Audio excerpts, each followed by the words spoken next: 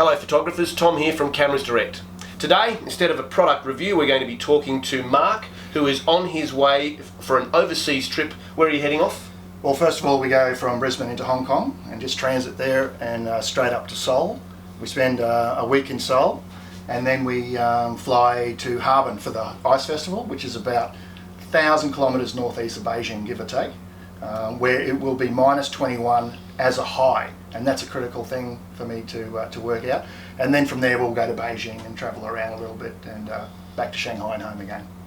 So travelling around, we are today going to have a look at some of the camera gear and accessories that Mark will be taking with him to give him the photos that he needs. And obviously, as you heard, cold weather, we need to think of those sort of things as well when protecting our gear, battery wise and so on. So what sort of camera are you taking?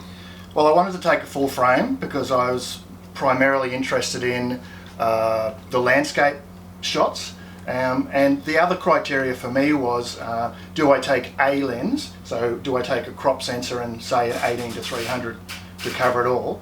But I've chosen not to do that because I really want fast shutter speed and you know, large apertures, the 1.4 and f4s and 2.8s. Otherwise, I'm just not going to get the shots at night. Now, I know there's a trade-off there, Tom. I know I'm not going to get that long telephoto gear. And another consideration is that we'll be going up to the North Korean border, and they stipulate that any camera must be not more than 90mm lens on this camera. So I can't take my 24 to 105, whether it's the Canon or whether it's the Sigma, because we did talk about taking the Sigma and then possibly putting it into the rental cabinet after that. So. Okay, so that's something we'll be renting coming up shortly. So the lenses, the camera that you're taking is a Canon 5D Mark III, so obviously full frame, wonderful quality, one of the biggest selling full frame cameras we've ever had.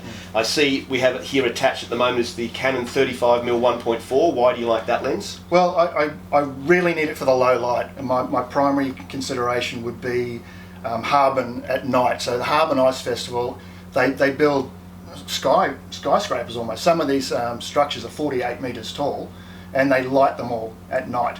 So I need to be able to take really low light shots. Okay, handheld obviously. Handheld. You don't want to have to drag a tripod around. No, not going to do that. Okay, so 35mm 1.4, wonderful lens from Canon. It's a really good lens too for street photography, sort of semi-wide angle, so very popular. The other lens that you will be taking is the Canon 24 to 70 f2.8. Is that the reason you'd be taking something like that? Well, the main reason I kind of defaulted back to this lens is personally I would rather take the lighter 24 to 105, but as I said, I can't take that up to the demilitarised zone, so opted here.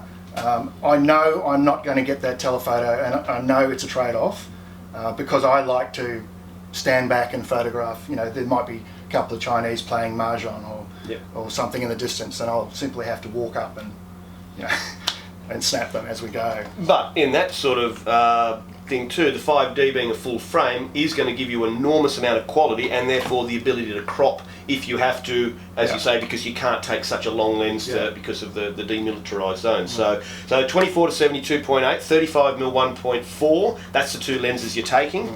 Now, as far as a bag to fit it all in, the Low Pro hatchback 22 LAW here is the one that Mark is going to be using. Obviously you've got a day pack area there for stuff that you can sort of put in there, and more importantly, the actual access to your camera gear is at the back of the backpack and therefore can't be accessed through the front. So is there obviously good reason to take a bag like that? Oh, definite consideration, because most of our travel will be in backpackers environment as well. In dorms, and the ability to not, you know, have it knocked off essentially is a consideration. And I had talked about taking a sling bag so it didn't look quite so much like a camera bag, but you know, there's a lot of gear here, and I want to make sure that it's going to be well protected. And that's through this drawstring here with this area in here we can protect it, as well as the rain jacket, which can go over the whole bag as well when you're covering it. The colour, very bright. Well. I won't get lost, or if I do get lost, I'll be found quickly. Yes. Certainly, I am travelling with my son, and he and I are often, you know, miles apart. So yeah, I did pick the high vis. Yep. High vis colour. Very popular. And that's why I picked that one. Lovely. So that's the bag. So as far as some accessories go, I see you've got some silica gel tins here. Yeah, well, it's 32 degrees on the Gold Coast today, and it will be 24 inside a hostel or a hotel, and then we'll be going out to -20, so it's 40 degrees, 40 to 50 degree, well, 50 degree change. I'm quite worried about condensation, Yep.